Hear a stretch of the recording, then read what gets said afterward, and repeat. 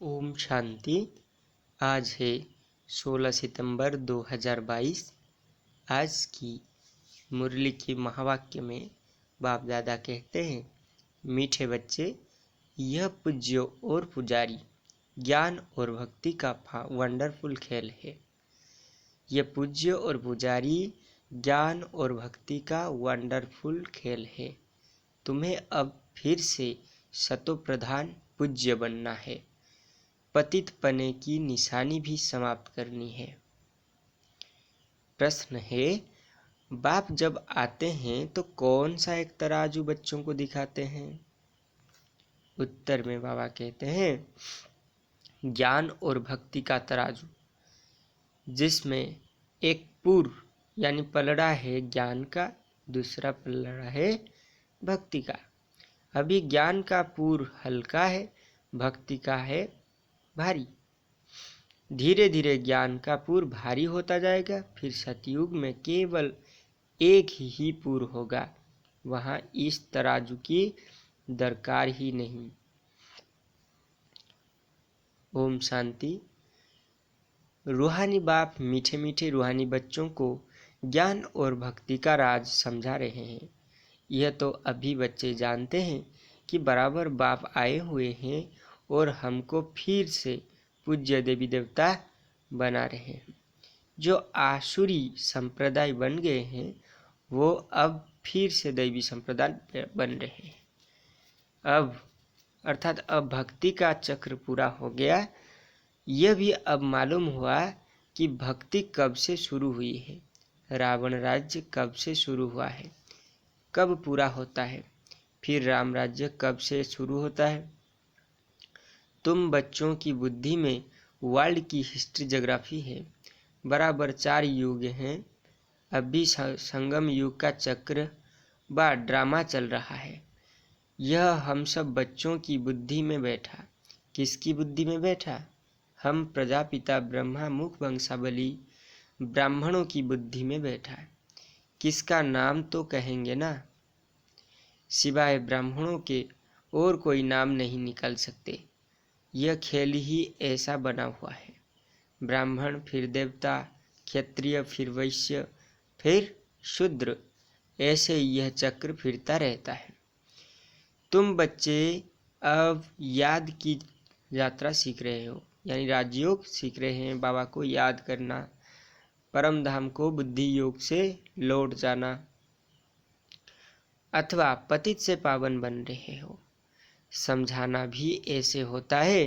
अभी हम राम राज्य की स्थापना कर रहे हैं तो जरूर पहले रावण राज्य है। यह भी सिद्ध होता है। अभी रावण राज्य है तो झाड़ बहुत बड़ा है। अभी हम पूज्य देवी देवता धर्म की स्थापना कर रहे हैं तो पुराना झाड़ खलास और नया झाड़ की स्थापना हो रही है। यह भी हिसाब किताब बच्चे समझते हैं। हम स्वयं पूज्य सतो प्रधान थे, फिर 84 जन्म बाद तमो प्रधान बने, पूज्य से पुजारी बने हैं, फिर से रिपीट करना पड़ेगा। यह तो सहज समझने की है। यह तो सहज समझने का है कि चक्र कैसे फिरता आया है। जैसे एक्टर्स शुरू से लेकर पिछाड़ी तक पाठ बजाते रहते हैं ना, तो यह है बेहद का राज, ज्ञान और भक्ति का राज। बुद्धि में अच्छी रीति जम गया। हम ही पूज्य सतयुगी देवी देवता थे, फिर हम ही सीढ़ी उतरते पुजारी बने। रावण राज्य कब से शुरू हुआ, पूरी तिथि तारीख तुम जानते हो। हमने ऐसे ऐसे पुनर्जन्म लिया। पहले हम सूर्यवंशी देवी देवता थे, फिर चंद्रवंशी बने, अब फिर ब्राह्मण वंशी बनकर हम देवी देवता बनते हैं। तो पहले हम सूर्यवंशी देवी देवता थे, फिर चंद्रवंशी बने त्रेता युग में, फिर द्वापर में क्या बने? क्षत्रिय। फिर कलियुग में विकार में जाकर क्या बन गए? हम शूद्र बन गए। तो अब फिर ब्राह्मण वंशी बनकर फिर हम देवता बनते हैं। ब्राह्मण कैसे बनते हैं? जब शिव बाबा ब्रह्मा के शरीर में प्रवेश करके हमें एडॉप्ट करते हैं, ज्ञान देते हैं, तो हम क्या बनते हैं? परम ब्रह्म परमात्मा को जानते हैं, तो हमें ब्राह्मण मुख वंशावली कहा जाता है। मुख वंशावली इसीलिए क्योंकि भगवान ब्रह्मा के मुख द्वारा हमें ज्ञान सुना रहे हैं, तो हम मुख वंशावली। अब फिर ब्राह्मण वंशी बनकर हम फिर देवता बनते हैं। अभी तुम ब्राह्मण वंशी व ईश्वरीय वंशी हो। तुम सब जानते हो कि हम सब ईश्वर की संतान हैं, इसलिए ब्रदर्स कहते हैं। हम आपस में क्या क्या कहते हैं? भाई बहन, भाई भाई कैसे कहते हैं? एक बाप के तो है नहीं, एक बाप मना लौकिक बाप के तो है नहीं, सबके लौकिक बाप अलग अलग होते हैं। लेकिन भाई बहन जो कहते हैं, ये संपर्क, ये रिलेशन कहाँ से शुरू होता है?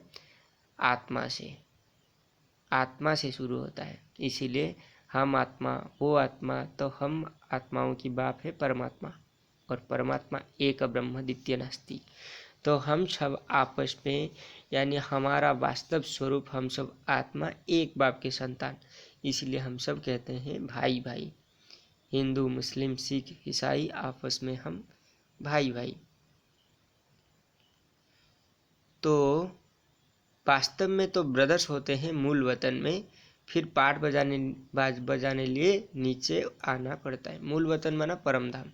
तो परमधाम में तो बाबा के नीचे हम सब बैठते हैं, आत्माएं बाबा के बच्चे हैं। तो जब पाठ बजाने नीचे आते हैं, यहाँ क्या नर और नारी का शरीर पकड़ते हैं, शरीर लेते हैं और अभिनय करते हैं, पाठ बजाते हैं। यह तो बच्चे जानते हैं। हम ही शूद्र से ब्राह्मण बन पढ़कर वो संस्कार ले जाते हैं, सो हम देवी देवता बनते हैं। इसलिए कहते हैं ना, उपनिषद में कहते हैं सो हम सो, यानी हम वो देवता थे, अब क्या बने? शूद्र आसुरी गुणधारी बन गए। तो हमें फिर से क्या बनना है? आसुरी गुणधारी से दैवी गुणधारी बनना है। सो हम देवी देवता बनते हैं। कल हम शूद्र थे, आज हम ब्राह्मण हैं, फिर कल हम देवता बनेंगे। यह राज समझाना भी होता है बच्चों को, सभी को सुजाग करना है, यानी सबको जगाना है।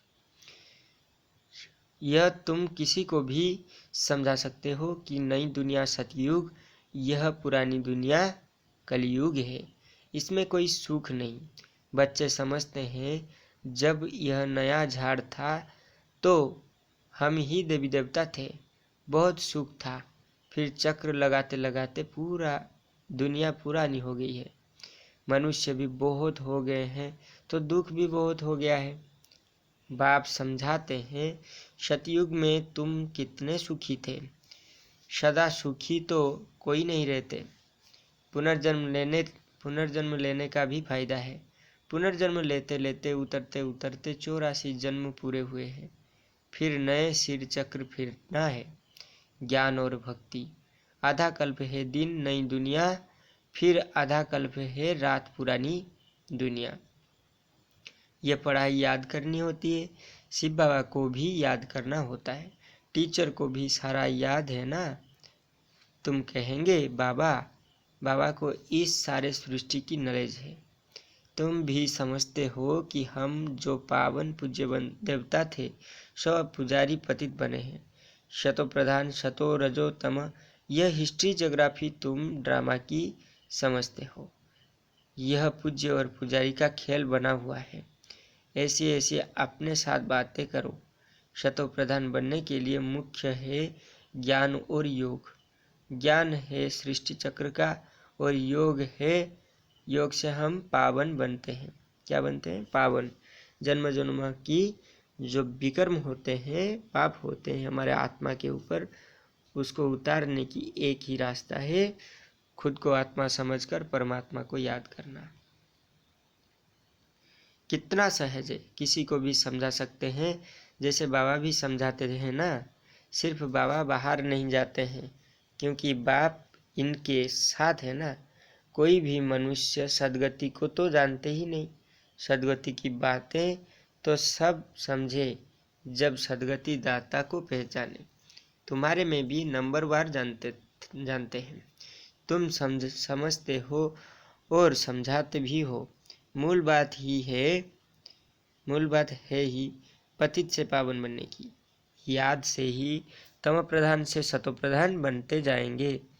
यहाँ के बच्चे व बाहर के बच्चे कहते हैं कि योग कैसे लगावे, पतित से पावन बनने की युक्ति क्या है, क्योंकि इसमें ही मुझे है।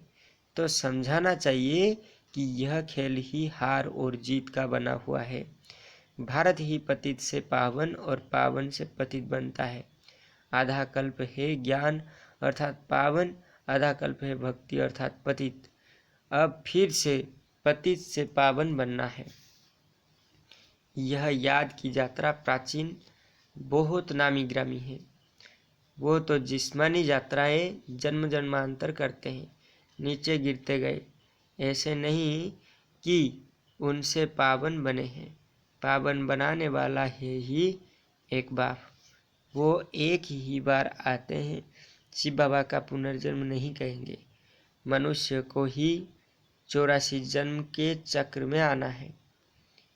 बाबा कहते हैं यह कहानी बहुत ही सहज है, सिर्फ कैरेक्टर जरूर बदलना चाहिए। जब तुम दिखता देवताएं थे तो तुम्हारा फर्स्ट क्लास कैरेक्टर था, फिर धीरे धीरे तुम्हारा कैरेक्टर बिगड़ता गया। रावण राज्य में तो अभी बिल्कुल बिगड़ गया है। आधा कल्प भक्ति मार्ग में पतित बनने से हाहाकार मच गया। पावन शिवालय से फिर पतित वेश्यालय बन जाता है। तो बाबा कहते हैं क्या, पावन शिवालय यानी स्वर्ग को शिवालय कहते हैं, फिर पतित वेश्यालय बन गया। जब विकार में गए तो क्या बन गए, वेश्यालय हो गया। ये कलिजुगी दुनिया में चले आए। रावण ने जीत पा ली। कोई कोशिश ही नहीं करते कि राम राज्य कैसे बने, बाप को ही आना पड़ता है। ये भी ड्रामा बना हुआ है।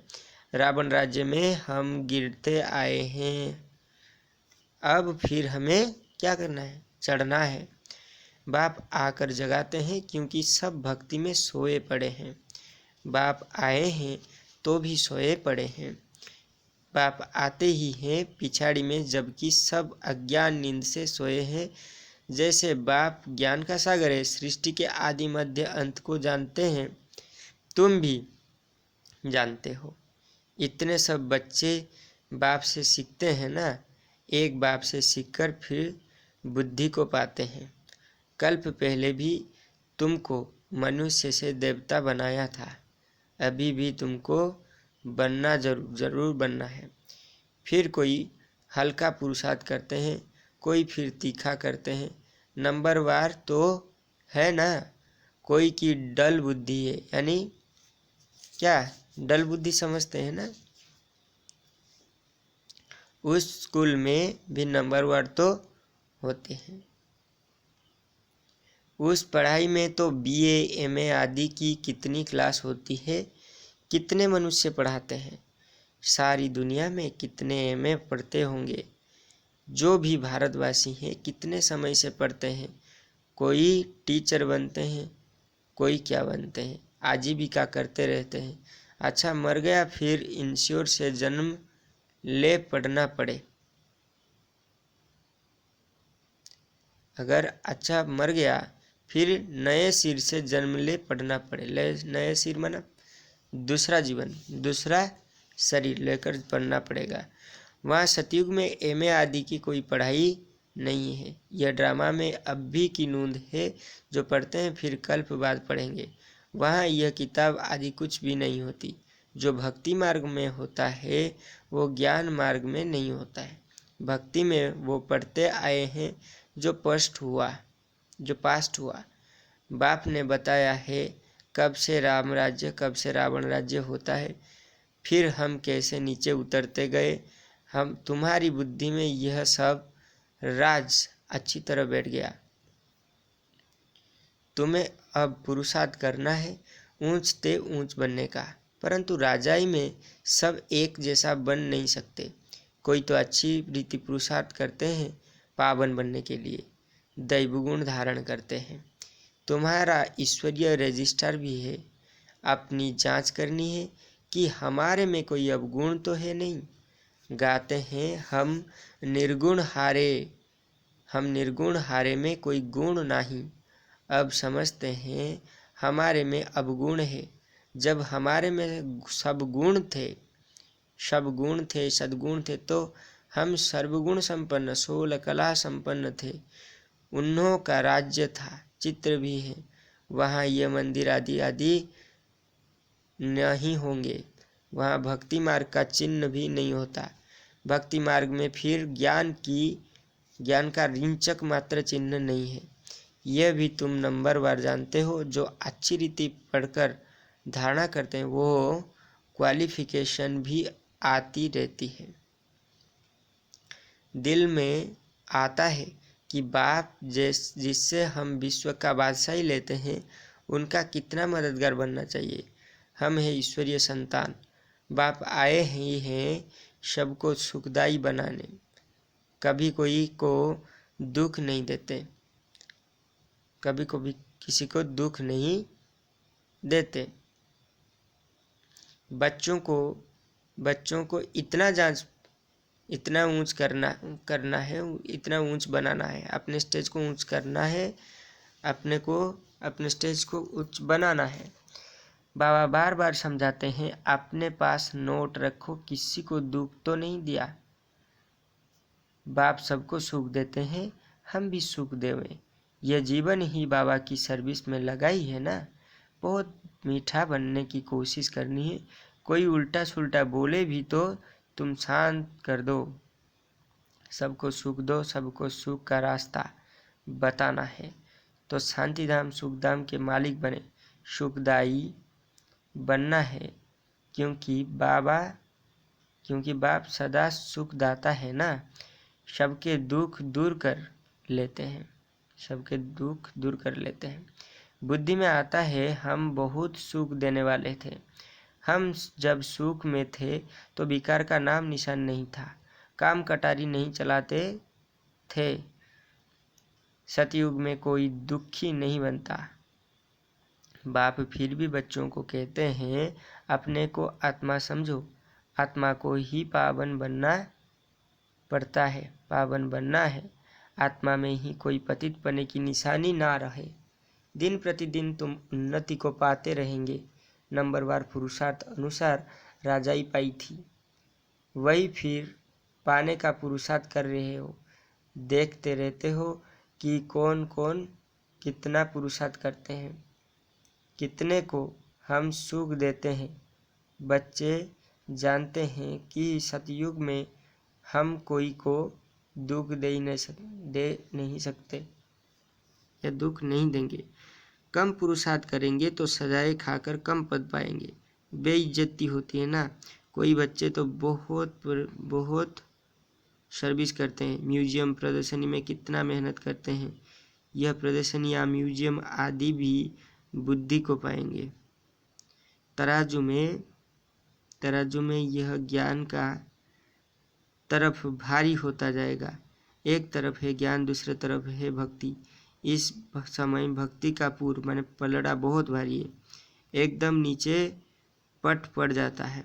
बहुत वजन भारी होकर एकदम तले में चले जाएंगे। उसमें जिससे 10 शेर और उसमें ज्ञान का एक पाव पड़ा है, फिर ज्ञान का एक तरफ भारी हो जाएगा। सतयुग में एक ही पुर होता है, फिर कलियुग में भी एक ही पुर होता है, एक ही पुर होता है। संगम पर 2 पुर होता है। ज्ञान के पुर में कितना थोड़े हैं,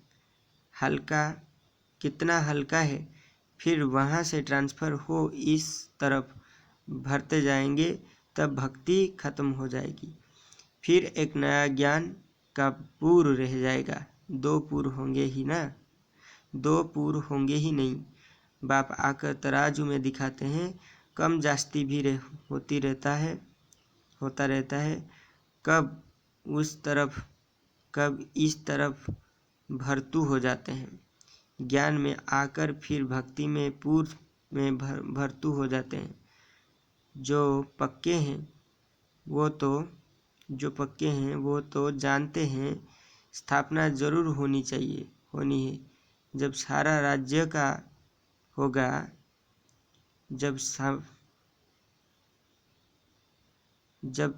जब हमारा राज्य होगा तब हम ही होंगे। फिर मूल वतन का पूर्व जास्ती हो जाएगा, वहाँ बहुत आत्माएं रहेगी तो वो पूर्व यानी लपड़ा जास्ती हो जाएगा।